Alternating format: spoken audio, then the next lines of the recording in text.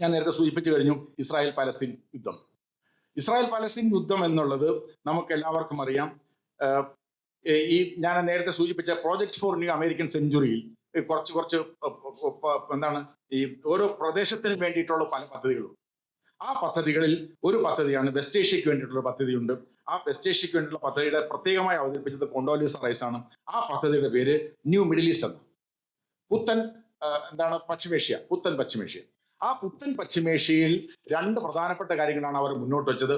ഒന്ന്, greater Israel. ഈ എറക്സ് Israel എന്ന് പറയുന്ന വാചകമുണ്ട്. ഗ്രേറ്റർ ഇസ്രായേൽ, വിശാല ഇസ്രായേൽ എന്ന് പറയുന്ന സങ്കല്പനം. ഒന്ന്, ഇസ്രായേലിന്റെ അതിർത്തികൾ വർദ്ധിപ്പിക്കുക എന്നുള്ളതാണ് ഒരു പ്രധാനപ്പെട്ട അജണ്ട. രണ്ട്, ഇസ്രായേലിനെ എതിർക്കുന്ന രാജ്യങ്ങൾ ആരൊക്കെയുണ്ടോ അവരെയൊക്കെ അട്ടിമറിക്കുക, ഭരണകൂട മാറ്റം നടത്തുക എന്നുള്ളതാണ്. അപ്പൊ അങ്ങനെ, അതായത് ഗ്രേറ്റർ ഇസ്രായേൽ എന്ന് പറയുന്ന പദ്ധതി നടപ്പിലാവണമെങ്കിൽ ഇപ്പൊ നമുക്കറിയാം, ഈ ബെഞ്ചമിൻ നെതന്യാഹുവിന്റെ മന്ത്രിസഭയിൽ രണ്ട് മന്ത്രിമാരുണ്ട്. ബെൻഗിർ, ദെൻ ഇത്താമർ ബെൻഗിർ, ബസാലേൽ സ്മോട്രിച്ച് എന്നൊക്കെ പറയുന്ന രണ്ട് മന്ത്രിമാർ. അത് വെസ്റ്റ് ബാങ്ക് എന്ന് പറയുന്ന പടിഞ്ഞാറേ കരയിലെ കുടിയേറ്റക്കാരെ പ്രതിനിധാനം ചെയ്യുന്ന രണ്ട് മന്ത്രിമാർ തീവ്രമായ വലതുപക്ഷ വംശീയവാദികളാണ്. അവർ പറയുന്നതാണ്, ഈ യോർദാൻ നദിയും മെഡിറ്ററേനിയൻ കടലിന്റെ ഇടയ്ക്കാണല്ലോ ഇസ്രായേൽ എന്ന് പറയുന്ന രാജ്യമുള്ളത്. യോർദാൻ നദിയുടെ പടിഞ്ഞാറും മെഡിറ്ററേനിയൻ കടലിന്റെ കിഴക്കും ഇസ്രായേൽ അല്ലാതെ വേറൊരു രാജ്യമില്ല എന്ന് പറയുന്ന നിലപാടുകാരാണ് ഇവർ. അവർ പറയാണ്, ഈ ഇസ്രായേൽ എന്ന് പറയുന്ന രാജ്യത്ത് ഇസ്രായേൽ അല്ലാതെ പലസ്തീൻ ഇല്ല. അപ്പൊ ഞാൻ നേരത്തെ സൂചിപ്പിച്ചു, ഐക്യരാഷ്ട്ര സംഘടന അംഗീകരിച്ചിട്ടുണ്ട് ഈ പലസ്തീൻ എന്ന് പറയുന്ന രാജ്യം ഉണ്ട്, പലസ്തീനികൾക്ക് ആ രാജ്യം നൽകിയിട്ടുണ്ട്, അവർക്ക് ആ രാജ്യത്ത് ജീവിക്കാനുള്ള അവകാശമുണ്ട് എന്ന് ഐക്യരാഷ്ട്ര സംഘടന പറഞ്ഞു. 100-ലേറെ രാജ്യങ്ങൾ, ഇന്ത്യ ഉൾപ്പെടെയുള്ള രാജ്യങ്ങൾ പലസ്തീൻ എന്ന് പറയുന്ന രാജ്യത്തെ അംഗീകരിച്ചിട്ടുണ്ട്. പക്ഷെ അവർക്ക് പൂർണ്ണമായ ഐക്യരാഷ്ട്ര സംഘടനയിലെ അംഗത്വമില്ല. ബാക്കിയുള്ള എല്ലാ പദവികളും അവർക്ക് കൊടുത്തുകൊണ്ട് ഇന്ത്യ ഉൾപ്പെടെ രാജ്യങ്ങൾ അംഗീകരിച്ചിട്ടുള്ളതാണ് പലസ്തീൻ എന്ന് പറയുന്ന രാഷ്ട്രത്തെ. പക്ഷെ ഇപ്പൊ എന്താ നടക്കുന്നത്? ഇപ്പൊ നടക്കുന്നത് എന്ന് വാസ്തവത്തിൽ വംശഹത്യയാണ്. ഈ പലസ്തീനിൽ നടക്കുന്നതെന്ന് പറയാത്ത ഒരു അന്തർദേശീയ ബോഡിയുമില്ല. ഐക്യരാഷ്ട്ര സംഘടന പറഞ്ഞു, ഇന്റർനാഷണൽ കോർട്ട് ഓഫ് ജസ്റ്റിസ് പറഞ്ഞു, ഇന്റർനാഷണൽ ക്രിമിനൽ കോർട്ട് പറഞ്ഞു, ഹ്യൂമൻ റൈറ്റ്സ് വാച്ച് പറഞ്ഞു, ആംനസ്റ്റി ഇന്റർനാഷണൽ പറഞ്ഞു. അതുപോലെ തന്നെ ഹ്യൂമൻ റൈറ്റ്സിന്റെ ഐക്യരാഷ്ട്ര സംഘടന കീഴിലുള്ള ഹ്യൂമൻ റൈറ്റ്സ് കമ്മീഷന്റെ ഫ്രാൻസിസ്ക അൽബനീസ് എന്ന് പറയുന്ന റിപ്പോർട്ടർ, അവരാണ് ഈ വാസ്തവത്തിൽ ഈ റിപ്പോർട്ടുകളൊക്കെ ക്രോഡീകരിച്ചുകൊണ്ട് ലോകത്തിന് മുമ്പിൽ വെക്കുന്നത്. അവരെ അനധികൃത വ്യക്തിയായിട്ട് പ്രഖ്യാപിച്ചു ഇസ്രായേൽ, ഫ്രാൻസിസ്ക അൽബനീസിനെ. എന്താ അവർ പറഞ്ഞത്? അവർ സത്യം പറഞ്ഞത്. എന്താ കാര്യം? അവർ പറഞ്ഞത് എന്താണ്? ഇവിടെ നടക്കുന്നത് വംശഹത്യ എന്ന് പറഞ്ഞാൽ എന്താണ് എന്ന നിർവചനമുണ്ട്. ആ വംശഹത്യ എന്ന് പറഞ്ഞാൽ ഒരു രാജ്യത്തെ ജനതയെ അവരുടെ വംശം, അവരുടെ ജാതി, അവരുടെ മതം പിടിച്ചുകൊണ്ട് അവരെ നിർദ്ദയമായി കൊല്ലാൻ ശ്രമിക്കുകയും അവരുടെ ഭവനങ്ങൾ ഇല്ലാതാക്കാൻ ശ്രമിക്കുകയും അവരെ ആട്ടിപ്പായിക്കാൻ ശ്രമിക്കുകയും ചെയ്യുന്നതൊക്കെയാണ് വംശഹത്യ എന്ന നിർവചനത്തിൽ. നമുക്കറിയാം, 2023 ഒക്ടോബർ മാസം 7-ാം തീയതി ഹമാസ് ഭീകരന്മാർ അവിടെ കടന്നു കയറി ആക്രമണം നടത്തി. 1200 പേരെ പിടിച്ചുകൊണ്ട് കൊല്ലുകയും 250ഓളം പേരെ ബന്ദികളാക്കുകയും ചെയ്തു. അന്ന് 2023 ഒക്ടോബർ മാസം 7-ാം തീയതി ഈ സംഭവത്തിന് ശേഷം ഇസ്രായേലിന്റെ പ്രധാനമന്ത്രിയായിട്ടുള്ള ബെഞ്ചമിൻ നെതന്യാഹു പറഞ്ഞു, ഞങ്ങൾക്ക് 2 ലക്ഷ്യങ്ങളാണ്, ഞങ്ങൾ തിരിച്ചടിക്കുകയാണ്. ഈ തിരിച്ചടിക്ക് ഞങ്ങളുടെ മുമ്പിൽ 2 ലക്ഷ്യങ്ങളുണ്ട്. ഒന്ന്, ഹമാസിനെ പൂർണ്ണമായും ഇല്ലാതാക്കുക. 2, ഞങ്ങളുടെ ഇടയിൽ നിന്ന് പിടിച്ചുകൊണ്ടുപോയ ബന്ദികളെ പൂർണ്ണമായും. വാസ്തവത്തിൽ ഈ 2 ലക്ഷ്യങ്ങൾ ഇതുവരെ 21 മാസം കഴിഞ്ഞിട്ടും ഈ 2 ലക്ഷ്യങ്ങളും നേടുന്നതിന് വേണ്ടി ബെഞ്ചമിൻ നെതന്യാഹുവിന് കഴിഞ്ഞിട്ടില്ല. ലോകത്തെ ഏറ്റവും ശക്തമായ, സാങ്കേതികമായി ശക്തമായ, വളരെ അഡ്വാൻസ്ഡ് ആയിട്ടുള്ള ടെക്നോളജി ഉള്ള ഒരു രാജ്യത്തിന്റെ ഭരണകൂടത്തിനും പട്ടാളത്തിനും ഈ പറഞ്ഞ തരത്തിൽ ഹമാസിന്റെ ഒരുപാട് പട്ടാളക്കാരെ കൊല്ലാൻ ശ്രമിച്ചിട്ടുണ്ട് നമുക്കറിയാം. പക്ഷെ നമുക്കിപ്പോൾ വരുന്ന വാർത്തകൾ എത്രത്തോളം ഹമാസ് പട്ടാളക്കാർ, സൈനികർ കൊല്ലപ്പെട്ടിട്ടുണ്ടോ അത്രയും പേരെ പുതുതായിട്ട് റിക്രൂട്ട് ചെയ്തിരിക്കുന്നു എന്നാണ് നമ്മൾ മനസ്സിലാക്കുന്നത്. 1.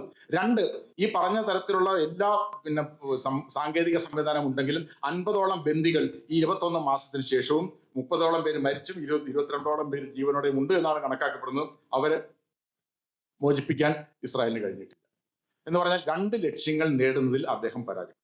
അപ്പൊ അങ്ങനെ പരാജയപ്പെട്ട് നിൽക്കവെയാണ് അദ്ദേഹം ഇവിടെ ഈ വംശഹത്യ നിരന്തരമായി നടത്തിക്കൊണ്ടിരിക്കുന്നത്.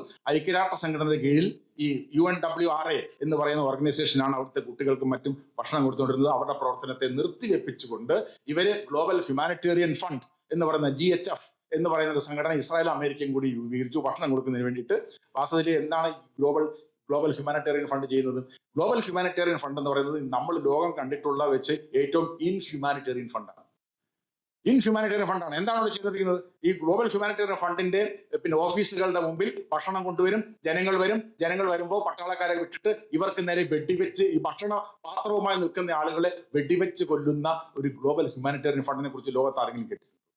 അതായത് കെണിവെച്ച്, എലിയെയും ഒക്കെ പിടിക്കുന്നതിന് വേണ്ടി കെണിവെച്ച് പിടിക്കുന്ന പോലെ ആളുകളെ ഭക്ഷണം കാണിച്ച് വിളിച്ചു വരുത്തുകയും ആയിരക്കണക്കിന് ആളുകൾ വരുമ്പോൾ അവർക്കെതിരെ ബോംബുകളും മിസൈലുകളും ഉപയോഗിച്ചുകൊണ്ട് അവരെ കൊല്ലുകയും ചെയ്യുന്ന ഒരു ഗ്ലോബൽ ഹ്യൂമാനിറ്റേറിയൻ ഫണ്ട് എന്നുള്ള പേരിൽ ഉണ്ടായിട്ടും ഇസ്രായേലിന്റെ ഈ വംശഹത്യക്കെതിരെ, അമേരിക്കയുടെ വംശഹത്യക്കെതിരെ ഇന്ത്യ ഉൾപ്പെടെയുള്ള രാജ്യങ്ങൾ, നമ്മൾ എന്താണ്, എന്ത് ഗുരുവാണ് നമ്മൾ, വിശ്വഗുരു എന്ന് പറയുകയും നമ്മൾ ലോക സമസ്ത സുഖിനോ ഭവന്തു എന്നൊക്കെ പറയുകയും ചെയ്യുകയും നമ്മൾ ഗ്ലോബൽ സൗത്തിന്റെ നേതാവാണ് എന്ന് പറയും. ഗ്ലോബൽ സൗത്ത് എന്ന് പറഞ്ഞാൽ മൂന്നാം ലോക രാജ്യങ്ങൾ ഉൾപ്പെടെയുള്ള ആളുകളുടെ നേതാവാണ്, മനുഷ്യാവകാശങ്ങൾക്ക് വളരെയധികം പ്രാധാന്യം കൊടുക്കുന്നവരാണ്, നമ്മൾ ലോകത്തിലെ ഏറ്റവും പഴക്കം ചെന്ന അല്ലെങ്കിൽ ഏറ്റവും വലിയ ജനാധിപത്യമാണ് എന്നൊക്കെ പറയുന്ന രാജ്യം ഉൾപ്പെടെയുള്ള രാജ്യങ്ങൾ ആരും ഇത് ഇതുവരെ കണ്ടിട്ടില്ല, കാണുന്നില്ല. അപ്പൊ അങ്ങനെ, അതായത് വംശഹത്യ നിരന്തരമായി നിർത്തിക്കൊണ്ടിരിക്കുന്നെങ്കിലും എന്താണ്, ലോകത്തെ സംരക്ഷിക്കേണ്ട ഐക്യരാഷ്ട്രസഭയുടെ സുരക്ഷാ കൗൺസിൽ അംഗങ്ങളായിട്ടുള്ള അമേരിക്ക ഉൾപ്പെടെയുള്ള രാജ്യങ്ങളാണ് ഇത് നടത്തുന്നത് എന്ന് നമ്മൾ മനസ്സിലാക്കണം. ഇവിടെ ഒന്നാമത്തെ കൂട്ടുപ്രതി, നമുക്കറിയാം അദ്ദേഹം അഡ്വക്കേറ്റ് ആണ്, ഈ കൂട്ടുപ്രതിയും പ്രതിക്ക് തുല്യമാണ്. ഇസ്രായേൽ എന്ന് പറയുന്ന രാജ്യം നടത്തുന്ന ആക്രമണങ്ങൾ വാസ്തവത്തിൽ അതിന് പിന്തുണ കൊടുത്തുകൊണ്ട് എല്ലാ ചെലവും കൊടുത്തുകൊണ്ട് നടത്തുന്ന അമേരിക്കയാണ്. അതായത് ഈ യുദ്ധം നടക്കുമ്പോൾ നമുക്കറിയാം, എല്ലാവരും വളരെ പറയും, ആര് ആക്രമണം നടത്തിയാലും, ഇസ്രായേലിനെതിരെ ആക്രമണം നടത്തിയാലും ഒരു കുഴപ്പമില്ല, കാരണം അവരുടെ കയ്യിൽ അയൺ ഡോം ഉണ്ട്. അയൺ ഡോം എന്ന് പറയുന്ന സാധനം ഉണ്ട്, അതുകൊണ്ട് അങ്ങോട്ട് അയക്കുന്ന മിസൈലുകളൊന്നും വീഴില്ല. അങ്ങോട്ട് അയക്കുന്ന മിസൈലുകൾ വീഴും എന്ന് ഇസ്രായേൽ ഇറാൻ യുദ്ധത്തിൽ നമ്മൾ കണ്ടു. ഈ അയൺ ഡോം എന്ന് പറയുന്ന പദ്ധതി $300 ബില്യൺ ചെലവ്. ആ $300 ബില്യൺ മൂന്നിലൊന്ന് തുക കൊടുത്തത് അമേരിക്കയാണ്. ഡിസൈൻ ഇസ്രായേലിൻ്റെതും ഈ പൈസ അമേരിക്കയുടെയാണ്. എല്ലാ വർഷവും അമേരിക്ക ആയുധങ്ങൾക്ക് വേണ്ടിയിട്ട് $100 ബില്യൺ ഗ്രാന്റ് കൊടുത്തുകൊണ്ടിരിക്കുകയാണ്. എല്ലാ തരത്തിലുള്ള ഐക്യരാഷ്ട്ര സംഘടനയിൽ ഇസ്രായേലിനെതിരെ വരുന്ന എല്ലാ രാഷ്ട്രീയ പ്രമേയങ്ങളെയും വീറ്റോ ചെയ്യുന്നത് ഇസ്രായേലാണ്. എന്ന് പറഞ്ഞാൽ ഈ അമേരിക്ക പറയാണ്, അടുത്ത ദിവസം നിങ്ങൾ ഐക്യരാഷ്ട്ര ജനറൽ അസംബ്ലിയിൽ അല്ലെങ്കിൽ സെക്യൂരിറ്റി കൗൺസിലിൽ ഈ പാലസ്തീൻ എന്ന് പറയുന്ന രാജ്യത്തിന് അംഗത്വം കൊടുക്കാനായിട്ട് രാജ്യങ്ങളുടെ പ്രപ്പോസൽ വരുമ്പോൾ അമേരിക്ക യെസ് എന്ന് പറഞ്ഞാൽ യുദ്ധം അവിടെ തീരും.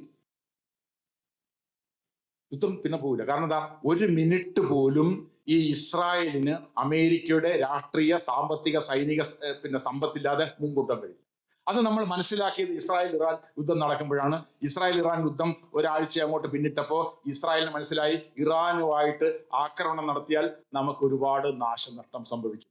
1948, 1967, 1973 യോം കിപ്പൂർ യുദ്ധം ഉൾപ്പെടെയുള്ള യുദ്ധങ്ങളിൽ പശ്ചിമേഷ്യൻ രാജ്യങ്ങൾ ഒരുപാട് ആക്രമണങ്ങൾ നടത്തിയെങ്കിലും അവയൊന്നും ഇസ്രായേൽ എന്ന് പറയുന്ന രാജ്യത്തെ സ്പർശിച്ചില്ല. പക്ഷെ 2025 ഇസ്രായേലും ഇറാനും തമ്മിൽ യുദ്ധം നടന്നപ്പോൾ അവർക്ക് ഏറ്റവും അധികം നഷ്ടമുണ്ടായി. ജെറുസലേം ആക്രമിക്കപ്പെട്ടു, ടെൽ-അവീവ് ആക്രമിക്കപ്പെട്ടു, ഹൈഫ ആക്രമിക്കപ്പെട്ടു, ബീർഷെബ ആക്രമിക്കപ്പെട്ടു. ഇവിടേക്കുള്ള ഏറ്റവും അത്യന്താധുനികമായിട്ടുള്ള ശാസ്ത്ര സാങ്കേതിക സ്ഥാപനങ്ങൾ ആക്രമിക്കപ്പെട്ടു, ഹാർബർ ആക്രമിക്കപ്പെട്ടു, വീടുകളും ഫ്ലാറ്റുകളും ആക്രമിക്കപ്പെട്ടു. വാസ്തവത്തിൽ ഇസ്രായേൽ എന്ന് പറയുന്ന രാജ്യം ഒരു എന്താണ്, നമ്മൾ പറയത്തില്ല ഇപ്പോഴാണ് നല്ല കളിക്കാരനെ കണ്ടത് എന്നൊക്കെ പറയുന്ന പോലെയുള്ള ഒരു അവസ്ഥ ഉണ്ടായത് ഈ ഇസ്രായേൽ ഇറാൻ യുദ്ധം തുടങ്ങിയപ്പോഴാണ്. എന്താ ഇസ്രായേൽ ഇറാൻ യുദ്ധത്തിന്റെ കാരണം? ഇസ്രായേൽ ഇറാൻ യുദ്ധത്തിന്റെ കാരണം നമുക്കറിയാം. ഈ നിരന്തരമായി ഇസ്രായേലിന്റെ പ്രധാനമന്ത്രി ബെഞ്ചമിൻ നെതന്യാഹു അദ്ദേഹം രാഷ്ട്രീയത്തിൽ വന്ന കാലം മുതൽ നിരന്തരമായി ആവർത്തിച്ചുകൊണ്ടിരിക്കുകയാണ്, ഇറാൻ ആണവായുധം ഉണ്ടാക്കാം, ഇറാൻ ആണവായുധം ഉണ്ടാക്കും. 1992 അദ്ദേഹം MP ആയിരുന്നപ്പോൾ, പ്രധാനമന്ത്രി ആയില്ല, MP ആയിരുന്നപ്പോൾ അവിടുത്തെ പാർലമെന്റ് ക്നെസറ്റിൽ അദ്ദേഹം പറഞ്ഞു, 1992 അദ്ദേഹം പറഞ്ഞു, 3 വർഷത്തിനും 5 വർഷത്തിനും ഉള്ളിൽ ഇസ്രായേൽ ആണവായുധം ഉണ്ടാകും. 1995 ആകുമ്പോൾ വാസ്തവത്തിൽ അദ്ദേഹം പറഞ്ഞ പ്രകാരം ആണവായുധം ഉണ്ടാകണമായിരുന്നു. എന്നാൽ 1995 ആയിട്ടും ആണവായുധം ഉണ്ടായില്ല. അപ്പോൾ അദ്ദേഹം ഒരു പുസ്തകം തന്നെ എഴുതി, ഫൈറ്റിംഗ് ടെററിസം എന്നൊരു പുസ്തകം എഴുതി. ഫൈറ്റിംഗ് ടെററിസം എന്ന പുസ്തകം എഴുതിയിട്ട് അദ്ദേഹം അതിനകത്ത് പറഞ്ഞു, 3 വർഷത്തിനുള്ളിൽ ഇറാൻ ആണവായുധം ഉണ്ടാക്കും എന്ന് പറഞ്ഞു. 3 വർഷത്തിനുള്ളിൽ ആണവായുധം ഉണ്ടായില്ല. 2002 അമേരിക്കയിൽ പോയിട്ട് അദ്ദേഹം ഒരു പ്രസ്താവന നടത്തി, 6 മാസത്തിനുള്ളിൽ അമേരിക്ക ആണവായുധം ഉണ്ടാക്കും. 2002 അതൊന്നും നടന്നില്ല. 2014-15 കാലത്ത് ഒബാമ അവിടെ പ്രസിഡന്റ് ആയിരിക്കുമ്പോൾ ഒബാമ ഇറാനുമായി ആണവ ചർച്ചകൾ രൂപീകരിച്ചുകൊണ്ട് ആണവ എഗ്രിമെന്റ്, ആണവ കരാർ ഉണ്ടാക്കുന്നതിന് വേണ്ടിയുള്ള ചർച്ചകൾ നടക്കുന്നു. അതിനെ അട്ടിമറിക്കാൻ വേണ്ടി 2014 അന്ന് പ്രധാനമന്ത്രിയായിരുന്ന ബെഞ്ചമിൻ നെതന്യാഹു അമേരിക്കയിലെ പബ്ലിക് അക്കൗണ്ട്സ് കമ്മിറ്റിയുടെ മുമ്പിൽ പറഞ്ഞു, 6 മാസത്തിനുള്ളിൽ ഇറാൻ ആണവായുധം ഉണ്ടാക്കും. ആണവായുധം ഉണ്ടായില്ല. 2015 അമേരിക്കൻ പ്രസിഡന്റിന്റെ എതിർപ്പുകളെ പോലും മറികടന്നുകൊണ്ട് അമേരിക്കൻ കോൺഗ്രസിൽ 2 പാർലമെന്റുകളുടെ സഭയിലും അദ്ദേഹം സംയുക്ത സഭയെ അഭിസംബോധന ചെയ്തുകൊണ്ട് പറഞ്ഞു, 2015 പറഞ്ഞു ഇതാ ആണവായുധം ഉണ്ടാക്കുന്നത്. പക്ഷേ ഒബാമ അത് കേട്ടില്ല. ഒബാമ പിന്നെ അമേരിക്കയും പിന്നെ ഫ്രാൻസ്, പിന്നെ ബ്രിട്ടൻ, ചൈന, റഷ്യ, ജർമ്മനി 6 രാജ്യങ്ങൾ ചേർന്നുകൊണ്ട് ഇറാനുമായിട്ട് ആണവ കരാർ JCPOA എന്ന് പറയുന്ന ആണവ കരാർ ഉണ്ടാക്കി. അവർ പറഞ്ഞു, ഇറാൻ പറഞ്ഞു, ഞങ്ങൾക്ക് ആണവ പദ്ധതി ഇല്ല എന്ന് മാത്രമല്ല ഞങ്ങളുടെ നേതാവ് പരമോന്നത നേതാവ് ഖമേനെയി ഫത്വ പുറപ്പെടുവിച്ചിട്ടുണ്ട്, ഒരു കാരണവശാലും ആണവായുധം ഉണ്ടാക്കരുത്, അതുകൊണ്ട് ഞങ്ങൾക്ക് ആണവായുധ പദ്ധതിയില്ല. ലോകത്തെ 31 രാജ്യങ്ങൾ ആണവ ശക്തി ഉപയോഗിക്കുന്നുണ്ട്. ആ ആണവ ശക്തി ഉപയോഗിക്കുന്ന 31 രാജ്യങ്ങൾക്ക് എന്നതുപോലെ ഇറാൻ എന്ന് പറയുന്ന രാജ്യത്തിന് ആണവ ശക്തി ഉപയോഗിക്കാനുള്ള പിന്നെ അംഗീകാര അർഹതയുണ്ട്. അതുകൊണ്ട് ഞങ്ങൾ ആണവ പദ്ധതി ഉപേക്ഷിക്കത്തില്ല. കാരണം ആണവ പദ്ധതി ഉപയോഗിച്ചുകൊണ്ട് വൈദ്യുതി ഉത്പാദിപ്പിക്കാം, അതുകൊണ്ട് ഞങ്ങൾ അത് ഉപയോഗിക്കത്തില്ല എന്ന് പറഞ്ഞുകൊണ്ട് ഞങ്ങൾ പറഞ്ഞു ബാക്കിയുള്ള മുഴുവൻ കാര്യങ്ങളിലും ഞങ്ങളുടെ എല്ലാ ഇസ്ഫഹാൻ ആവട്ടെ, ഫൊർദോ ആവട്ടെ, നതാൻസ് ആവട്ടെ, എല്ലാ ആണവ കേന്ദ്രങ്ങളും ഇന്റർനാഷണൽ അറ്റോമിക് എനർജി ഏജൻസിക്ക് തുറന്നു കൊടുക്കാം, പരിശോധന നടത്താം, ഞങ്ങളുടെ എല്ലാ പദ്ധതിയും അങ്ങനെ നിർത്തിവെച്ചിരിക്കുന്നു എന്ന് അവർ പറഞ്ഞു. 2015 ആ 2015 കരാറിലൂടെ പിന്നെ അന്തർദേശീയ സമൂഹവുമായി യോജിച്ചുകൊണ്ട് മുന്നോട്ട് പോയപ്പോഴാണ് 2017 തെരഞ്ഞെടുക്കപ്പെട്ട് അധികാരത്തിൽ വന്ന ട്രംപ് പറഞ്ഞു this is A dirty agreement. Obama ഉണ്ടാക്കിയ കരാറാണ്, അതുകൊണ്ട് മോശപ്പെട്ട കരാറാണ് എന്ന് പറഞ്ഞുകൊണ്ടാണ് ആ 2018 ഈ ആണവ കരാറിൽ നിന്നും അമേരിക്ക പിന്മാറുന്നത്. ആ ആണവ കരാറിൽ നിന്നും ഞാൻ നേരത്തെ പറഞ്ഞു അമേരിക്കയാണ് വാസ്തവത്തിൽ ഇറാന്റെ ഇന്നത്തെ അവസ്ഥയെ കൊണ്ട് എത്തിച്ച സംഭവങ്ങൾക്ക് തുടക്കം ഇട്ടതെങ്കിൽ 2018 ഈ ഒന്നാം ട്രംപ് ഭരണകാലത്ത് ഈ ആണവ കരാറിൽ നിന്ന് അമേരിക്ക പിന്മാറിയതോട് കൂടിയിട്ടാണ് ലോകരാജ്യങ്ങളെ വീണ്ടും സമ്മർദ്ദത്തിലാക്കാൻ വേണ്ടിയിട്ടാണ് ഇവര് യുറേനിയം എൻറിച്ച്മെന്റ് വീണ്ടും ആരംഭിച്ചത്. അങ്ങനെ പിന്നെ അവര് സ്വാഭാവികമായിട്ടും ഇത് എന്താ കുഴപ്പം, ഈ പിന്നെ 2015 അവർ പിന്നെ സമാധാന കരാർ ഒപ്പിട്ടത് തന്നെ ഈ അമേരിക്കയും പാശ്ചാത്യ രാജ്യങ്ങളും ഇവരുടെ എണ്ണ കയറ്റുമതിക്കെതിരായിട്ട് ഉപരോധങ്ങൾ ഏർപ്പെടുത്തി അവരുടെ സാമ്പത്തിക വ്യവസ്ഥയെ തകർക്കാൻ അല്ലെങ്കിൽ തളർത്താൻ ശ്രമിച്ചത് കൊണ്ട് കൂടിയിട്ടാണ് അവർ വന്നത്. 2015 അങ്ങനെ കരാർ വന്നപ്പോൾ പല ഉപരോധങ്ങളും നിർത്തിവെക്കുകയും പല ഉപരോധങ്ങളും പിൻവലിക്കുകയും ഒക്കെ ചെയ്തു. വീണ്ടും നോർമാലിറ്റിയിലേക്ക് രാജ്യം വന്നപ്പോഴാണ് 2018 ട്രംപ് ഈ പുതിയ കരാറിൽ നിന്ന് പിന്മാറുകയും പുതിയ ഉപരോധങ്ങൾ ഏർപ്പെടുത്തി. അപ്പൊ ഒരു രാജ്യത്തിന്റെ ഏറ്റവും പ്രധാനപ്പെട്ട സ്രോതസ്സായിട്ടുള്ള എണ്ണ കയറ്റുമതി ചെയ്ത് സമ്പത്ത് ഉണ്ടാക്കാൻ മാർഗമില്ല, ആ രാജ്യത്തിന് മുന്നോട്ട് പോകാൻ കഴിയാതെ വന്നപ്പോൾ ഈ ഏതെങ്കിലും തരത്തിൽ അന്തർദേശീയ സമൂഹത്തെ സമ്മർദ്ദത്തിലാക്കുന്നതിന് വേണ്ടിയിട്ടാണ് അവർ യുറേനിയം എൻറിച്ച്മെന്റ് ആരംഭിച്ചത്. പക്ഷെ എങ്കിൽ പോലും അവര് ആണവായുധം എന്ന് പറയുന്ന പദ്ധതിയിലേക്ക് പോയില്ല എന്ന് ഏറ്റവും പ്രധാനപ്പെട്ട 2 ഏജൻസികൾ പറഞ്ഞു. ആരൊക്കെയാണ്? ഞാൻ നേരത്തെ സൂചിപ്പിച്ചു, ഇന്റർനാഷണൽ അറ്റോമിക് എനർജി ഏജൻസിയാണ് ഈ പരിശോധനകൾ നടത്തിയതിനു ശേഷം ഈ ലോകത്തെവിടെങ്കിലും ആരെങ്കിലും ആണവായുധം ഉണ്ടാക്കുന്നുണ്ടോ ഇല്ലയോ എന്ന് പറയാൻ ഏക അംഗീകൃതമായ സംഘടന, ഒരേ ഒരു അംഗീകൃത സംഘടന ഇന്റർനാഷണൽ അറ്റോമിക് എനർജി ഏജൻസിയാണ്. അതിന്റെ ഡയറക്ടർ ജനറലാണ് റഫായൽ ഗ്രോസി എന്ന് പറയുന്ന ആൾ. റഫായൽ ഗ്രോസി എന്ന് പറയുന്ന ആള് ഈ യുദ്ധം തുടങ്ങുന്നതിന് മുമ്പ് എനിക്ക് തോന്നുന്നത് മെയ് മാസം 13-ാം തീയതിയാണ്. മെയ് മാസം 11-ാം തീയതി ഇന്റർനാഷണൽ അറ്റോമിക് എനർജി ഏജൻസിയുടെ ബോർഡ് ഓഫ് ഗവർണേഴ്സ് 35 പേരുണ്ട്. 35 പേര് യോഗം കൂടിയിട്ട് അവർ ഒരു തീരുമാനം പ്രസിദ്ധീകരിച്ചു. ആ തീരുമാനത്തിൽ അവരിങ്ങനെയാണ് പറയുന്നത്, 20 വർഷത്തിലാദ്യമായി എന്ന് പറഞ്ഞാൽ 2005 മുതൽ 2025 വരെയുള്ള 20 വർഷം, 20 വർഷത്തിലാദ്യമായി ഇറാൻ ഞങ്ങൾ ആവശ്യപ്പെട്ട പല വിവരങ്ങളും തന്നിട്ടില്ല എന്ന ഒരു പ്രസ്താവന പുറപ്പെടുവിച്ചു മെയ് മാസം 11-ാം തീയതി. അപ്പൊ എന്ന് പറയാൻ അർത്ഥം കഴിഞ്ഞ 20 വർഷമായിട്ട് ഈ അന്തർദേശീയ ഇന്റർനാഷണൽ അറ്റോമിക് എനർജി ഏജൻസിയുമായിട്ട് എല്ലാ കാര്യങ്ങളും സഹകരിച്ചു കൊണ്ടിരുന്ന രാജ്യമാണ് ഇറാൻ എന്ന് ഈ ഇന്റർനാഷണൽ അറ്റോമിക് എനർജി ഏജൻസിയുടെ ഡയറക്ടർ ജനറൽ ആയിട്ടുള്ള റഫായൽ ഗ്രോസി പറയുന്നു. അതോടൊപ്പം ഈ ഉപരോധങ്ങളുടെ ഫലമായി നിരന്തരമായി അവർക്കെതിരായി നടത്തുന്ന ഉപരോധങ്ങളുടെ ഫലമായി പല സ്ഥലങ്ങളും അവർ പരിശോധിക്കാൻ സമ്മതിക്കാതെ വരാൻ തുടങ്ങി. അപ്പോൾ പോലും അവർ പറഞ്ഞിട്ടില്ല ഇവർക്ക് ആണവായുധമുണ്ട് എന്ന് അവർ ഒരിക്കലും പറഞ്ഞിട്ടില്ല. രണ്ടാമത്തത്, പിന്നൊരു ഏജൻസി കൂടി ഒരു പ്രധാനപ്പെട്ട ഏജൻസി കൂടി പറഞ്ഞു ഇറാന് ആണവായുധമില്ല എന്ന് പറഞ്ഞു. അതാണ് പറഞ്ഞത് അമേരിക്കയുടെ director of national intelligence DNI എന്ന് പറയുന്ന 18 ഇന്റലിജൻസ് ഏജൻസികളെ കൂട്ടിയോജിപ്പിക്കുന്ന ഒരു ഏജൻസിയാണ് DNI. ആ DNIയുടെ തലപ്പത്തിരിക്കുന്ന തുൾസി ഗബാർഡ് എന്ന് പറയുന്ന ഒരു സ്ത്രീയാണ്. തുൾസി ഗബാർഡ് എന്ന് പറയുന്ന അമേരിക്കക്കാരിയാണ്. പേര് കണ്ടിട്ട് അവർ ഇന്ത്യക്കാരിയാണെന്ന് തിരിത്തിരിക്കേണ്ട. അവർ ഇന്ത്യയോട് ഭയങ്കര സ്നേഹമുള്ളവരാണ്, BJPയോട് പ്രത്യേകിച്ച് വളരെ സ്നേഹമുള്ളവരാണ്. ഒരു സംഘപരിവാറിലെ അംഗത്വം കൊടുത്ത് അവർ ഇന്ത്യയെ കൊണ്ടുവരാൻ എല്ലാവിധ അർഹതയുള്ളവരാണ്. തികഞ്ഞ ഇസ്ലാമിക വിരുദ്ധയാണ്. അപ്പൊ അങ്ങനെയുള്ള സ്ത്രീയാണ് director general of intelligence, national intelligence ആയിട്ടുള്ള അവര് പറഞ്ഞു ഈ മാർച്ചിൽ 2025 മാർച്ചിൽ അവരുടെ ഏജൻസികളുടെ എല്ലാ റിപ്പോർട്ടുകൾ ക്രോഡീകരിച്ചുകൊണ്ട് പറഞ്ഞു, ഞങ്ങളുടെ അന്വേഷണത്തിൽ ഇറാന്റെ കയ്യിൽ ആണവ ബോംബ്. ലോകത്ത് 2 പ്രധാനപ്പെട്ട ഏജൻസികൾ പറഞ്ഞു ഇറാന്റെ കയ്യിൽ ആണവായുധമില്ല. പക്ഷേ കഴിഞ്ഞ 1992 മുതൽ ഈ 2025 വരെ കഴിഞ്ഞ 33 വർഷമായി നെതന്യാഹു എന്ന് പറയുന്ന രാഷ്ട്രീയക്കാരൻ, ഞാൻ നേരത്തെ പറഞ്ഞ പോലെ ഒരു മൂക്കിപ്പൊടിയുടെ അത്രയും വല്ല തെളിവുകളില്ലാതെ ലോകത്തിന്റെ മുമ്പിൽ നിരന്തരമായി ആവർത്തിച്ചുകൊണ്ടിരിക്കുകയാണ് ഇറാന്റെ കയ്യിൽ ആണവായുധമുണ്ട്. അങ്ങനെ ആണവായുധമുണ്ട് എന്നുള്ളത് കൊണ്ട് ഞങ്ങൾ അവരുടെ ആണവ കേന്ദ്രങ്ങളെ നശിപ്പിക്കാൻ പോവുകയാണ് എന്ന് പറഞ്ഞിട്ടാണല്ലോ ആക്രമണം തുടങ്ങിയത്. ആക്രമണം തുടങ്ങിയപ്പോൾ 2 കാര്യങ്ങൾ അവർ പറഞ്ഞു. എന്താ പറഞ്ഞത്? ഒന്ന്, ഇറാന്റെ ആണവശേഷി ഞങ്ങൾ പൂർണ്ണമായും തകർക്കും, ഇല്ലാതെ. 2, ഇറാന്റെ ഭരണകൂടത്തെ ഞങ്ങൾ മാറ്റും. ഹമാസിനെതിരെ ആക്രമണം തുടങ്ങിയപ്പോൾ അദ്ദേഹം 2 കാര്യങ്ങൾ പറഞ്ഞു. ഞങ്ങൾ ഹമാസിനെ പൂർണ്ണമായും തുടച്ചു നീക്കുന്നതാണ്, ഇല്ലാതാക്കും. ഹമാസിനെ പൂർണ്ണമായും തുടച്ചു നീക്കും. 2, ഞങ്ങളുടെ ബന്ദികളെ മുഴുവൻ മോചിപ്പിക്കും. ഇത് 2 അദ്ദേഹത്തിന് സാധിക്കാൻ കഴിഞ്ഞില്ല. രണ്ടാമത്തത്, ഈ ഇറാനെതിരെ ആക്രമണം തുടങ്ങിയപ്പോൾ അദ്ദേഹം പറഞ്ഞു ഞങ്ങൾ ഇറാന്റെ ആണവശേഷിയെ പൂർണ്ണമായും ഇല്ലാതാക്കും. 2, ഇറാന്റെ ഭരണകൂടത്തെ, ഖമൈനിയുടെ നേതൃത്വമുള്ള ഭരണകൂടത്തെ ഞങ്ങൾ റഷ്യൻ ചേഞ്ച് അട്ടിമറി. 2 നടന്നോ? 2 നടന്നില്ല. 2 നടന്നില്ല. കൃത്യമായി 2 നടന്നില്ല. 1 നടന്നതേയില്ല. അപ്പൊ ആദ്യത്തെ ഈ ആണവ കേന്ദ്രങ്ങൾക്കെതിരെ നദാൻസിലും ഇസ്ഫഹാനിലും ഫൊർദോയിലുമുള്ള ആണവ കേന്ദ്രങ്ങളുടെ മുകളിൽ നമുക്കറിയാം, അവിടെ മുകളിലെല്ലാം വൈദ്യുത കേന്ദ്രങ്ങളും വൈദ്യുത നിലയങ്ങളും ഓഫീസുകളും ഒക്കെയാണ്. അവയൊക്കെ അവർ പൂർണ്ണമായും തകർത്തു. എന്നാൽ ആണവ ശേഷി ഇല്ലാതാക്കാൻ അവർക്ക് കഴിഞ്ഞില്ല. അത് കഴിയില്ല എന്ന് ഇസ്രായേൽ മനസ്സിലാക്കിയപ്പോഴാണ് അവർ അമേരിക്കയുടെ ട്രംപിനോട് പറഞ്ഞത്, നിങ്ങൾ B2 ബോംബറുകൾ ഉപയോഗിച്ച്, നിങ്ങൾ ബങ്കർ ബസ്റ്റിംഗ് ബോംബുകൾ ഉപയോഗിച്ച് ഇവ തകർക്കണം. 80 മീറ്റർ ഭൂമിയുടെ അടിയിലേക്ക് കിടക്കുന്ന ഈ ആണവ യുദ്ധീകരിച്ച യുറേനിയം സൂക്ഷിച്ചിരിക്കുന്ന പ്രദേശങ്ങളെ തകർത്താൽ മാത്രമേ ഇറാന്റെ ആണവശേഷി ഇല്ലാതാക്കാൻ കഴിയൂ. എന്നാൽ പിന്നെ അങ്ങനെ ആവട്ടെ എന്ന് പറഞ്ഞുകൊണ്ട് ട്രംപ് ഈ ബങ്കർ ബസ്റ്റിംഗ് ബോംബുകൾ വിട്ട് ആക്രമണം നടത്തി. ഇറാന്റെ ആണവശേഷി നശിച്ചു. അദ്ദേഹം പറഞ്ഞെന്താ?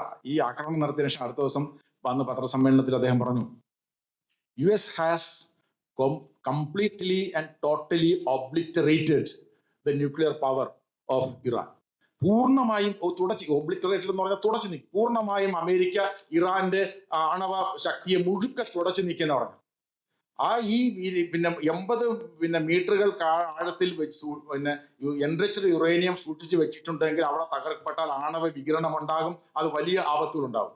ഒന്നും സംഭവിച്ചില്ല. പിന്നെ അതിന്റെ ഓപ്പറേഷൻ നേതൃത്വം നൽകിയ അതിന്റെ കമാൻഡറും അതിന്റെ ഡിഫൻസ് സെക്രട്ടറി ആയിട്ടുള്ള പീറ്റ് ഹെക്സത്തും വന്ന് പത്രസമ്മേളനം നടത്തി പറഞ്ഞു, ഞങ്ങൾ അങ്ങനെ വിശ്വസിക്കുന്നു, ഞങ്ങൾക്ക് പൂർണ്ണമായും പറയാൻ കഴിയില്ല. വാസ്തവത്തിൽ എന്താ ഉണ്ടായത്? ഒന്നും ഉണ്ടായില്ല. ഇസ്ഫഹാനും നദാൻസും ഫൊർദോ എന്ന് പറയുന്ന ആണവ കേന്ദ്രങ്ങളുടെ മുകളിൽ ഭാഗം നശിപ്പിക്കപ്പെട്ടു. ഇന്റർനാഷണൽ അറ്റോമിക് എനർജി ഏജൻസി പോലും പറയുന്നത് ഇങ്ങനെ ഈ ആണവ കേന്ദ്രങ്ങളുടെ അടിഭാഗത്ത് എന്തെങ്കിലും സൂക്ഷിച്ചു വെച്ചിട്ടുണ്ടെങ്കിൽ അവ തകർന്നതിന് യാതൊരു തെളിവുമില്ല എന്ന് പറഞ്ഞാൽ അതിന്റെ അർത്ഥം ഈ ബെഞ്ചമിൻ നെതന്യാഹു പറഞ്ഞു കൊണ്ടുവന്ന 2 കാര്യങ്ങൾ നടന്നില്ല എന്നുള്ളത് അവിടെ അറിയാം. ആണവ ശക്തിയെ ഇല്ലാതാക്കാൻ കഴിഞ്ഞില്ല, ഭരണകൂടത്തെ മാറ്റാനും കഴിഞ്ഞു. അവിടെ നിൽക്കട്ടെ. ഇസ്രായേൽ എന്ന് പറയുന്ന രാജ്യത്തിന് ഈ ഇറാനെതിരെ ഇങ്ങനെ അവരുടെ ആണവ പദ്ധതിക്കെതിരെ ആക്രമണം നടത്താൻ രാഷ്ട്രീയമായോ ധാർമ്മികമായോ ഉത്തരവാദിത്തമുണ്ടോ? അല്ലെങ്കിൽ അതിനുള്ള അധികാരമുണ്ടോ? ഒരു രാജ്യം ആണവായുധം വികസിപ്പിക്കുന്നുണ്ടോ എങ്കിൽ ആ രാജ്യത്തിന്റെ ആണവ പ്ലാന്റുകളെ ആക്രമിക്കാൻ വേറൊരു രാജ്യം, ഇപ്പൊ ഇന്ത്യ ആണവ ശക്തി വികസിപ്പിച്ച രാജ്യമാണ്. 1964 ചൈന ആണവ രാജ്യമായി മാറി. നമ്മൾ ആണവ രാജ്യമായി മാറിയത് 1998 നമുക്ക് ആണവ പദ്ധതി 1950 മുതൽ നമുക്ക് ആണവ പദ്ധതി ഉണ്ട്. ആ ആണവ പദ്ധതിക്കും ആണവ കേന്ദ്രങ്ങളുണ്ട്. ഈ ആണവ കേന്ദ്രങ്ങളെ ചൈന എപ്പോഴെങ്കിലും ആക്രമിച്ചിട്ടുണ്ടോ? ചൈന പറഞ്ഞിട്ടുണ്ടോ ഞങ്ങൾ ഇന്ത്യയുടെ ആണവ പദ്ധതികളെ ആക്രമിക്കുന്നു? എന്തുകൊണ്ട് പറഞ്ഞിട്ടില്ല? ചൈന എന്ന് പറയുന്ന രാജ്യം ഒരു അന്തർദേശീയ സമൂഹത്തിലെ രാജ്യമാണ്. ഐക്യരാഷ്ട്ര സംഘടനയിലെ UN ചാർട്ടർ ഒപ്പിട്ടുള്ള രാജ്യമാണ്. അങ്ങനെയുള്ള രാജ്യത്തിന് വേറൊരു രാജ്യത്തെ അകാരണമായി ആക്രമിക്കാൻ അവകാശമില്ല. അത് യുറേനിയത്തിന്റെ പേരിലാണെങ്കിലും ആണവ പദ്ധതിയുടെ പേരിലാണെങ്കിലും. അങ്ങനെ രാഷ്ട്രീയമായിട്ട് ഒരു ആക്രമണം നടത്തണമെങ്കിൽ ഐക്യരാഷ്ട്ര സുരക്ഷാ കൗൺസിൽ രാജ്യങ്ങൾക്ക് അനുവാദം കൊടുക്കണം. അന്വേഷണങ്ങളുടെ അടിസ്ഥാനത്തിൽ അനുവാദം കൊടുക്കണം. അങ്ങനെയല്ല അനുവാദവും ഇസ്രായേലിന് കിട്ടിയോ? ഇസ്രായേലിന് കിട്ടിയില്ല.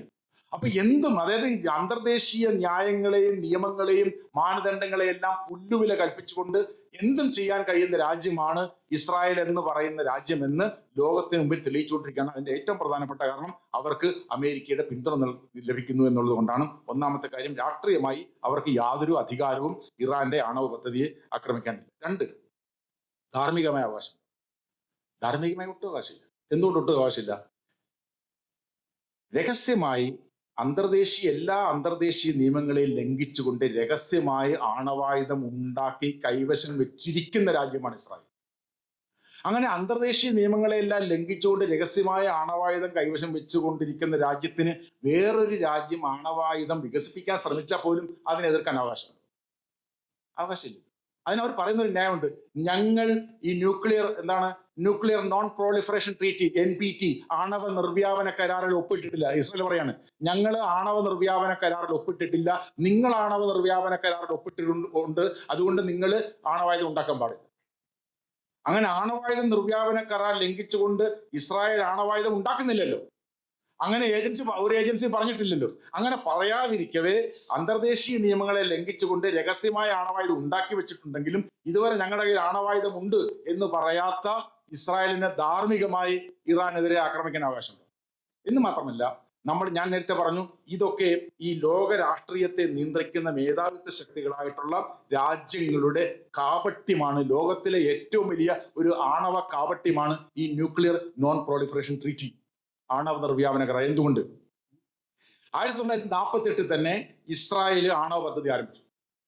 1948 ഈ ബെൻഗൂറിയൻ എന്ന് പറയുന്ന ഇസ്രായേലിന്റെ പ്രഥമ പ്രധാനമന്ത്രി ബെൻഗൂറിയന്റെ നേതൃത്വത്തിലാണ് ഈ ആണവ പദ്ധതി ആരംഭിച്ചത്. ആണവ പദ്ധതി ആരംഭിച്ചത് എങ്ങനെയാണ്? നമുക്കറിയാം, ബ്രിട്ടന്റെയും അമേരിക്കയുടെയും പിന്തുണയോട് കൂടിയിട്ടാണ് ഇസ്രായേൽ എന്ന് പറയുന്ന രാജ്യം 1948 സ്ഥാപിതമായത്. 1948 ഇവരുടെ കൂടെ സഹായത്തോടെ സ്ഥാപിക്കപ്പെട്ട രാജ്യം ആണവ പദ്ധതി വികസിപ്പിക്കാൻ തുടങ്ങിയപ്പോൾ അവർ അമേരിക്കയെ ബ്രിട്ടനെ അറിയിച്ചില്ല, ഫ്രാൻസിന്റെ കയ്യിൽ നിന്നാണ് സാങ്കേതിക സഹായം വാങ്ങിച്ചത്. അങ്ങനെ ഫ്രാൻസിന്റെ കയ്യിൽ നിന്ന് സാങ്കേതിക സഹായം വാങ്ങിച്ചുകൊണ്ട് ആണവ പദ്ധതി വികസിപ്പിക്കാൻ തുടങ്ങിയപ്പോൾ 1960 അമേരിക്ക കണ്ടുപിടിച്ചു ഇവര് ആണവ പദ്ധതിയുമായി മുന്നോട്ട് പോകുന്നു. അന്നത്തെ അമേരിക്കൻ പ്രസിഡന്റ് ആയിരുന്ന ഐസനോവർ, അന്ന് പ്രധാനമന്ത്രിയായിരുന്നു, കുറച്ചാൾ അധികാരത്തിൽ നിന്ന് പുറത്തു നിന്നതിന് ശേഷം വീണ്ടും അധികാരത്തിൽ വന്ന ബെൻഗൂറിയനോട് ചോദിച്ചു, വാട്ട് ആർ യു ഡൂയിങ്? അവർ പറഞ്ഞു, ഞങ്ങളുടേത് ആണവ പദ്ധതിയാണ്, ഞങ്ങളുടേത് പക്ഷെ സമാധാനത്തിനുള്ള ആണവ പദ്ധതിയാണ്. ഇതാണല്ലോ ഇറാനും പറയുന്നത്. ഇറാനും ഞങ്ങളുടെ സമാധാനത്തിനുള്ള ആണവ പദ്ധതിയാണ്. അന്ന് ഈ ബെൻഗൂറിയൻ ഐസനോവറോട് പറഞ്ഞതാണ് ഞങ്ങളുടെ സമാധാനത്തിനുള്ള പദ്ധതിയാണ്, പക്ഷെ സമാധാനത്തിനുള്ള പദ്ധതി ആയിരുന്നില്ല അത്. 1967 ആയപ്പോൾ ഇസ്രായേൽ ആണവ ബോംബുണ്ടായി. 1967 അത് അമേരിക്ക കണ്ടുപിടിച്ചു ഇസ്രായേൽ ആണവ ബോംബ് ഉണ്ടാക്കി കൈവശം വെച്ചിരിക്കുന്നു. ഇത് മനസ്സിലാക്കിക്കൊണ്ടാണ് 1968 ആണവ നിർവ്യാപന കരാറിൽ ലോകത്തിലെ രാജ്യങ്ങളെ കൊണ്ട് ഒപ്പിടിക്കുവാൻ അമേരിക്ക തീരുമാനിച്ചു. അങ്ങനെ, അതായത് നമ്മൾ ആലോചിക്കണം, ഇസ്രായേലിന്റെ കയ്യിൽ ആണവായുധം ഉണ്ട് എന്ന് അറിഞ്ഞിരുന്നെങ്കിൽ ഇറാനോ സൗദി അറേബ്യയോ മറ്റ് പശ്ചിമേഷ്യൻ രാജ്യങ്ങളോ ആരെങ്കിലും ഈ ആണവ നിർവ്യാപന കരാറിൽ ഒപ്പിടില്ല. അപ്പൊ ഇത് മറച്ചു വെച്ചുകൊണ്ട്, ഈ രാജ്യങ്ങളെ തെറ്റിദ്ധരിപ്പിച്ചുകൊണ്ട് അമേരിക്ക ഇറാൻ ഉൾപ്പെടെ രാജ്യങ്ങളെ ഇതിനകത്ത് പെടുത്തി. അതാ സംഭവിച്ചത്. അങ്ങനെ അത്രമാത്രം അതായത് ഇപ്പൊ പോലും അത് മൊർദെഖായ് ബനൂനു എന്ന് പറയുന്ന ഒരു ഇസ്രായേലിന്റെ ആണവ പദ്ധതിയെ പ്രവർത്തിക്കുന്ന ടെക്നീഷ്യൻ ലോകത്തിന് പുറത്തു വന്ന് വിളിച്ചു പറഞ്ഞപ്പോഴാണ് ലോകം അറിയുന്നത് ഇവരുടെ കയ്യിൽ ഇത്രത്തോളം ആണവായുധങ്ങൾ ഉണ്ട് എന്ന്. മൊർദെഖായ് ബനൂനു എന്ന് പറയുന്ന ഇസ്രായേൽ സാങ്കേതിക വിദഗ്ധൻ ലോകത്തിന്റെ പുറത്തു വന്നിട്ട് പറഞ്ഞു, ഇതാ ഇസ്രായേൽ ബോംബ് ഉണ്ടാക്കി വെച്ചിരിക്കുന്നു എന്ന് പറഞ്ഞപ്പോഴാണ് ലോകം എന്നത് കൃത്യമായിട്ട് അറിഞ്ഞത്. പക്ഷെ അദ്ദേഹത്തെ പിന്നെ പിടിച്ച് അറസ്റ്റ് ഇടുകയും ലേഖാത്ത തടവിലിടുകയും ഒക്കെ ചെയ്തു. അപ്പൊ ഞാൻ പറഞ്ഞു വരുന്നത്, ഈ അന്തർദേശീയ നിയമങ്ങളെ നിരന്തരമായി ലംഘിക്കുകയും അതിന് പുല്ലുവില പോലും കൊടുക്കാതിരിക്കുകയും ചെയ്യുന്ന ഒരു തെമ്മാടി രാഷ്ട്രത്തിന്റെ എല്ലാ ഗുണങ്ങളുമൊത്ത, സവിശേഷ ഗുണങ്ങളൊത്ത ഒരു രാജ്യമാണ് ഇസ്രായേൽ എന്നുള്ള കാര്യത്തിൽ യാതൊരു സംശയമില്ല. പിന്നെ തെമ്മാടി രാജ്യത്തിന് എല്ലാവിധ സാങ്കേതിക സഹായവും രാഷ്ട്രീയ സഹായവും സാമ്പത്തിക സഹായവും സൈനിക സഹായവും നൽകുന്ന കൂട്ടുപ്രതിയാണ് വാസ്തവത്തിൽ അമേരിക്ക. അപ്പൊ അങ്ങനെയുള്ള ഈ രാജ്യം, ഇസ്രായേൽ എന്ന് പറയുന്ന രാജ്യമാണ് വാസ്തവത്തിൽ അവിടെ ഗ്രേറ്റർ ഇസ്രായേൽ എന്ന് പറയുന്ന അമേരിക്കയുടെ സാമ്രാജ്യത്വ മോഹങ്ങൾ സ്ഥാപിക്കുന്നതിന് വേണ്ടി, പശ്ചിമേഷ്യയെ നിയന്ത്രിക്കുന്നതിന് വേണ്ടി അമേരിക്കയുടെ പ്രോക്സിയാണ് ഇസ്രായേൽ എന്ന് പറയുന്നത്. അമേരിക്കയുടെ പ്രോക്സി നമുക്കറിയാം. ഈ പശ്ചിമേഷ്യയുടെ മാപ്പ് എടുത്ത് നോക്കിക്കഴിഞ്ഞാൽ ഈ ഒരു കഠാര രൂപത്തിലാണ് ഇത് കിടക്കുന്നത്. ഈ പശ്ചിമേഷ്യ സമാധാനത്തിന് മേൽ തൂങ്ങുന്ന ഒരു കഠാരയാണ് വാസ്തവത്തിൽ ഇസ്രായേൽ. ആ ഇസ്രായേൽ എന്ന് പറയുന്നത് വെറും ഒരു രാജ്യമല്ല, അത് അമേരിക്കയുടെ ഈ പശ്ചിമേഷ്യയിലെ പദ്ധതിയെ പിന്നെ നടപ്പിലാക്കുന്നതിന് വേണ്ടി നിരന്തരമായി ശ്രമിച്ചുകൊണ്ടിരിക്കുന്ന ഒരു രാജ്യമാണ് ഇസ്രായേൽ ലോബി എന്ന് പറയുന്ന ഒരു പുസ്തകം ജോൺ വിയർഷീമർ എന്ന് പറയുന്ന ഒരു എഴുത്തുകാരൻ, അമേരിക്കൻ എഴുത്തുകാരനാണ്. അദ്ദേഹം എഴുതിയിട്ടുണ്ട്. അതിനകത്ത് അദ്ദേഹം പറയുന്നുണ്ട്, ഈ അമേരിക്ക എടുക്കുന്ന ഇസ്രായേലുമായി ബന്ധപ്പെട്ട തീരുമാനങ്ങളെ മുഴുവൻ എടുപ്പിക്കുന്നത് ഈ അമേരിക്കൻ ലോബിയാണ്. അമേരിക്കയിലെ ആകെയുള്ള ജനസംഖ്യ 2.4% മാത്രമാണ് ഇസ്രായേലുകാർ, യഹൂദർ. ആ യഹൂദരുണ്ടെങ്കിലും അവിടുത്തെ സാമ്പത്തിക ശക്തിയാണ് ഒരു നിരവധി ബാങ്കുകൾ അവരുടെ നിയന്ത്രണത്തിലുണ്ട്, മാധ്യമങ്ങൾ അവരുടെ നിയന്ത്രണത്തിലുണ്ട്. ഏറ്റവും വലിയ സമ്പന്ന ശക്തിയാണ് ഇസ്രായേലുകാർ. അവിടെ നമ്മൾ മനസ്സിലാക്കേണ്ട കാര്യം, ഈ 2.4% യഹൂദരെങ്കിലും അവിടുത്തെ ഒരു രാഷ്ട്രീയക്കാരനും യഹൂദ വംശജർക്കെതിരായി സംസാരിക്കാൻ ധൈര്യപ്പെടുത്തുക. അതായത് രാഷ്ട്രീയമായി വളരണം എന്നാഗ്രഹിക്കുന്ന ഒരു നേതാവും ഇസ്രായേലിനെതിരായിട്ടും യഹൂദന്മാർക്കെതിരായിട്ട് സംസാരിക്കില്ല. കാരണം അങ്ങനെ സംസാരിച്ചു കഴിഞ്ഞാൽ അയാളുടെ രാഷ്ട്രീയ ഭാവി അവർ ഇല്ലാതാക്കും എന്നുള്ളതുകൊണ്ട്. അപ്പൊ അത്രമാത്രം ശക്തമായ അമേരിക്കൻ ഭരണകൂടത്തിന്റെ മുകളിൽ പിടിമുറുക്കിയിരിക്കുന്ന വിഭാഗമാണ് ഇസ്രായേൽ ലോബി. ആ ഇസ്രായേൽ ലോബിയുടെ സമ്മർദ്ദത്തിന് വഴങ്ങിക്കൊണ്ടാണ് ഈ ട്രംപ് ഉൾപ്പെടെയുള്ള ആളുകൾ പ്രവർത്തിക്കുന്നത്. അതിന് വേറൊരു അഡീഷണൽ ആയിട്ടുള്ള കാരണം കൂടിയുണ്ട്. ട്രംപിനെ സംബന്ധിച്ച് ട്രംപിന്റെ മരുമകൻ യാരദ് കുഷ്നർ യഹൂദനാണ്. ആ യാരദ് കുഷ്നറുടെ കൂടി നിർബന്ധത്തിന്റെ ഫലമായിട്ടാണ് ഈ ജെറുസലേം എന്ന് പറയുന്നത് പിന്നെ തലസ്ഥാനമായി അംഗീകരിക്കപ്പെട്ടെങ്കിലും ആരും അമേരിക്ക ഉൾപ്പെടെ രാജ്യങ്ങൾ അംഗീകരിച്ചിരുന്നില്ല. ജെറുസലേം പിന്നെ ഇസ്രായേലിന്റെ തലസ്ഥാനമാണെന്ന് ട്രംപ് അംഗീകരിച്ചു. അതുപോലെ തന്നെ വെസ്റ്റ് ബാങ്ക് പിന്നെ ഇവരുടെ സ്ഥലമാണ്, പിന്നെ ഇസ്രായേലിന്റെ സ്ഥലമാണെന്ന് അംഗീകരിച്ചു. അതുപോലെ തന്നെ അമേരിക്കൻ എംബസി ടെലവീവിൽ നിന്നും ജെറുസലേമിലേക്ക് മാറ്റിയത് ട്രംപാണ്. ഈ തരത്തിൽ ഇസ്രായേലിന് ഇത്രയധികം സഹായം നൽകിയിട്ടുള്ള വേറെ അമേരിക്കൻ പ്രസിഡന്റ് ഇല്ല. അമേരിക്കയെ ഇത്രയധികം ദ്രോഹിച്ചിട്ടുള്ള അമേരിക്കൻ പ്രസിഡന്റ് ഇല്ല, ഈ ട്രംപ് എന്ന് പോലെ പറയുന്നത് പോലെയാണ്. അപ്പൊ അങ്ങനെയുള്ള ഒരു എന്താണ്, എല്ലാ തരത്തിലും ലോക സമാധാനത്തിന് മുകളിൽ യാതൊരു തെളിവുകളും ഇല്ലാതെ ആക്രമണം നടത്തിക്കൊണ്ടിരിക്കുന്ന ഒരു ജനതയുടെ സ്വാതന്ത്ര്യമോഹം, ഒരു ജനതയുടെ രാഷ്ട്രത്തിന് വേണ്ടിയിട്ടുള്ള സ്വപ്നം അനധികൃതമായി നിയമവിരുദ്ധമായി അടിച്ചമർത്താൻ ശ്രമിക്കുന്ന ഒരു ഭരണകൂടമാണ് ഇസ്രായേൽ എന്ന് പറയുന്നത്. ഇതെല്ലാം ഈ ഇസ്രായേൽ നടത്തുന്നതാവട്ടെ ഈ അമേരിക്കയുടെ വളരെ വലിയ ഈ ഗ്രാൻഡ് സ്ട്രാറ്റജി എന്ന് പറയുന്ന പദ്ധതിയുടെ, ഗ്രാൻഡ് ചെസ് ബോർഡ് എന്ന് പറയുന്ന പദ്ധതിയുടെ ഭാഗമാണ് എന്ന് നമുക്ക്.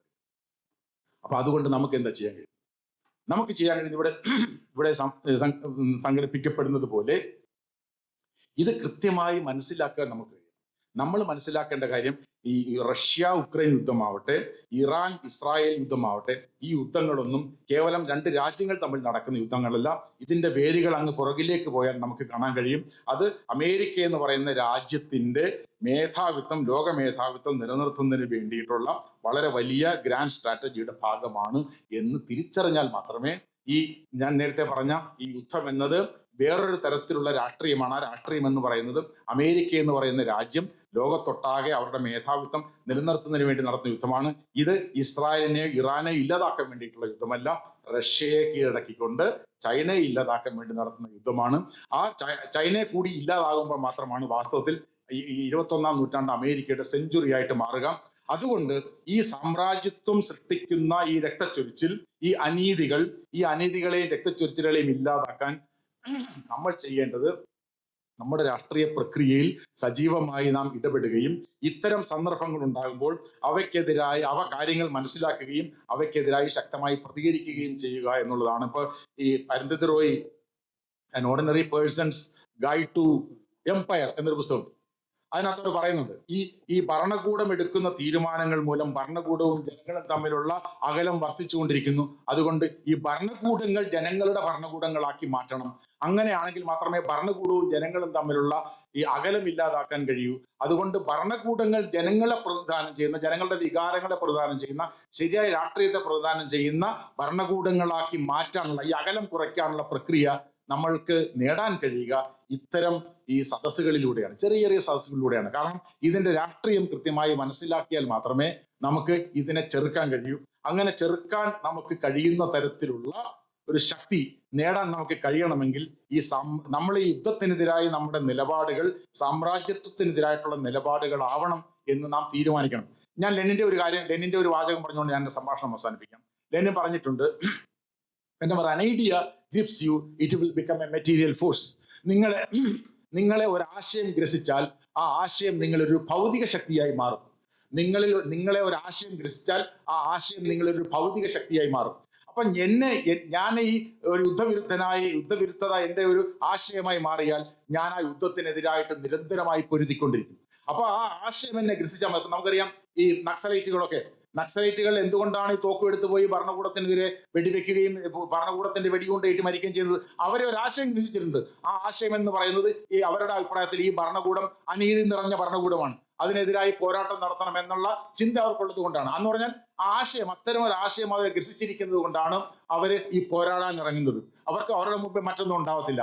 അതുകൊണ്ട് അത്തരം ഒരു ആശയം, അതായത് ഈ ലോക സമാധാനത്തെ ഇല്ലാത്ത, ഇവിടെ സൂചിപ്പിക്കപ്പെട്ടതുപോലെ ഇറാനും ഇസ്രായേലും തമ്മിൽ യുദ്ധം ഉണ്ടാകുന്ന സന്ദർഭത്തിൽ എണ്ണ വില വർദ്ധിക്കും, സ്വർണ്ണ വില വർദ്ധിക്കും, ഓഹരി വിപണി ഇടിയും, നമ്മുടെ പിന്നെ എണ്ണയ്ക്ക് ഹോർമുസ് കടലെടുപ്പിലൂടെ വരാൻ കഴിയാത്ത അവസ്ഥയാകും. അപ്പൊ എണ്ണ വില വീണ്ടും കൂടും. അപ്പൊ നമ്മുടെ അടുക്കള വരെ, നമ്മുടെ പോക്കറ്റ് വരെ നമ്മളെ ബാധിക്കുന്ന തരത്തിൽ നമ്മുടെ ജീവിതത്തെ ഒക്കെ പലതരത്തിലും നിർണ്ണയിക്കുന്നതാണ് അന്തർദേശീയ സമൂഹത്തിൽ നടക്കുന്ന ഏത് സംഭവ വികാസവും.